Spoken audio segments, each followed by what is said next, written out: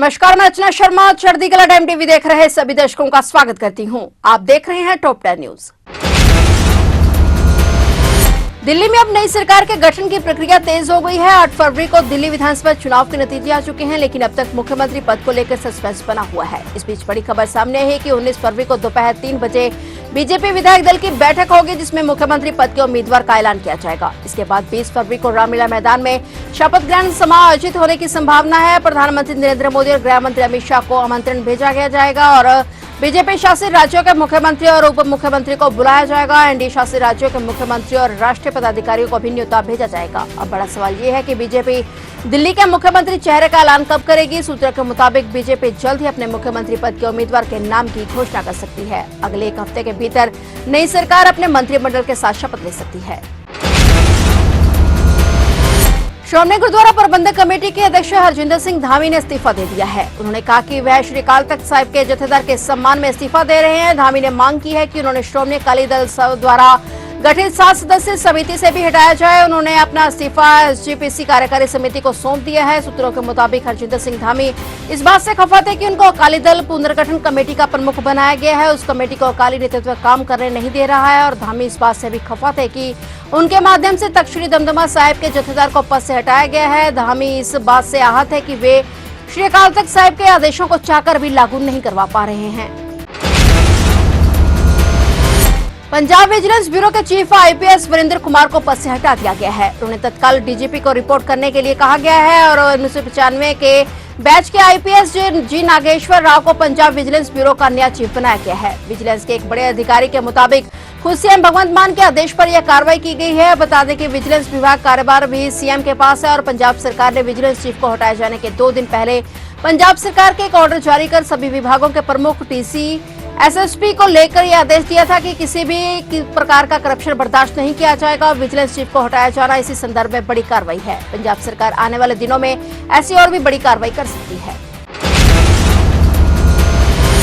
यमुना के पानी में हरियाणा द्वारा जहर मिलाने के मामले में घिरे दिल्ली के पूर्व सीएम और आम आदमी पार्टी के संयोजक अरविंद केजरीवाल आज सोनीपत कोर्ट में पेश नहीं हुए। केजरीवाल की तरफ से उनके वकील ने कोर्ट में वकालतनामा दायर किया और मामले की अगली सुनवाई 20 मार्च को होगी। आज शाम आम आदमी पार्टी सुप्रीमो अरविंद केजरीवाल को कोर्ट रूम नंबर 9 में नेहा गोयल सीजीएम के सामने पेश होना था, जिसको लेकर काफी हलचल भी थी और पुलिस प्रशासन भी काफी अलर्ट था। लेकिन अरविंद केजरीवाल के वकील की तरफ से वकालतनामा दिया गया है। जानकारी के मुताबिक कोर्ट में याचिका दायर करने के बाद कोर्ट के माध्यम से कंप्लेंट सप्लाई की जानी थी और कंप्लेंट सप्लाई न होने के चलते अगली तारीख 20 मार्च लगाई गई है।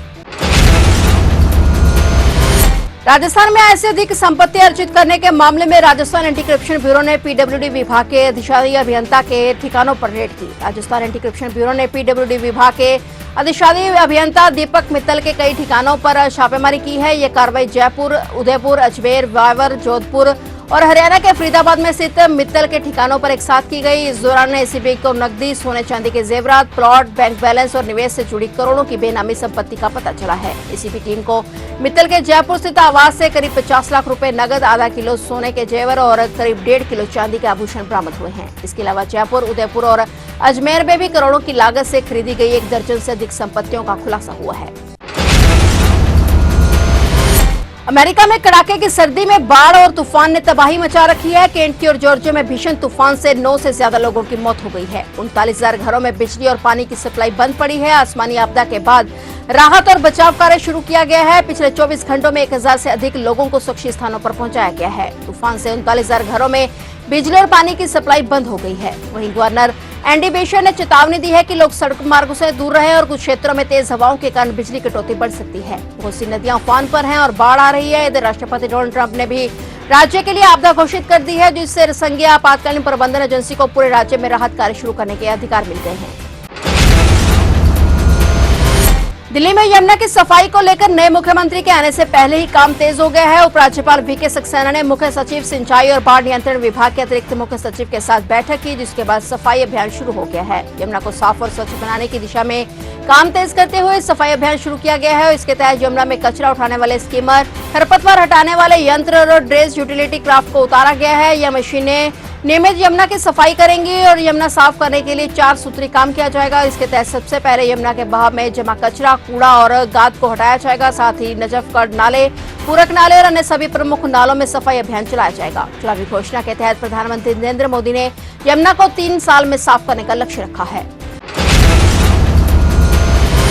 हरियाणा के कैथल जिले के नौच गांव में आज सुबह बड़ा दर्दनाक हादसा हो गया। स्कूली बच्चों को लेकर जा रही एक बस एसवाइल नहर में गिर गई, जिससे बस में सवार 8 बच्चे गंभीर रूप से घायल हो गए। बस चालक और महिला कंडक्टर भी इस हादसे में गंभीर रूप से घायल हुए हैं। बस स्कूली बच्चों को लेकर गांव के डेरों से आ रही थी और एसवाइल नहर की पटरी से गुजरते समय बस में कोई टेक्निकल खराबी आ गई और दिक्कत आने से बस का संतुलन बिगड़ गया और सीधे नहर में जा गिरी। वहीं स्थानीय लोगों की मदद से सभी बच्चों और बस स्टाफ को बाहर निकाला गया और घायलों को इलाज के लिए अस्पताल भेजा गया। हादसे की सूचना मिलते ही क्योड़क चौकी पुलिस और डायरेक्ट 112 की टीमें मौके पर पहुंची और सभी घायलों को पास के अस्पताल में भर्ती कराकर जांच शुरू कर दी गई है।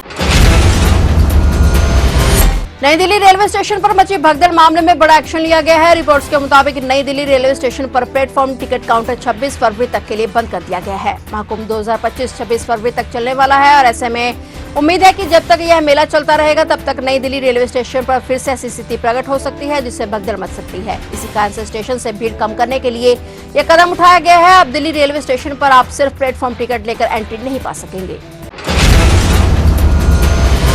उत्तर प्रदेश के प्रयागराज महाकुंभ में आज सोमवार को कुंभ मेले में श्रद्धालुओं की जबरदस्त भीड़ रही और भीड़ के दबाव के चलते संगम स्टेशन को 26 फरवरी तक के लिए बंद कर दिया गया है। महाकुंभ में तैनात अफसरों की ड्यूटियां 27 फरवरी तक बढ़ा दी गई हैं। प्रशासन ने शहर और मेला क्षेत्र में वाहनों की एंट्री बैन कर दी है। वीवीआईपी पास भी रद्द कर दिए गए हैं। बाहर से आने वाले श्रद्धालुओं के वाहन संगम से 10 किलोमीटर पहले ही बनाई गई पार्किंग में रोके जा रहे हैं। पार्किंग और स्टेशन से 12 किलोमीटर की दूरी लोगों को पैदल तय करनी पड़ रही है। सोमवार को महाकुंभ का 36वां दिन है। अब तक 53 करोड़ से अधिक श्रद्धालु संगम में डुबकी लगा चुके हैं। वहीं प्रयागराज में लगातार बढ़ रही भीड़ और जाम को देखते हुए 8वीं तक के स्कूलों में छुट्टियां बढ़ा दी गई हैं। अब 20 फरवरी तक स्कूल बंद रहेंगे, कक्षाएं ऑनलाइन चलेंगी।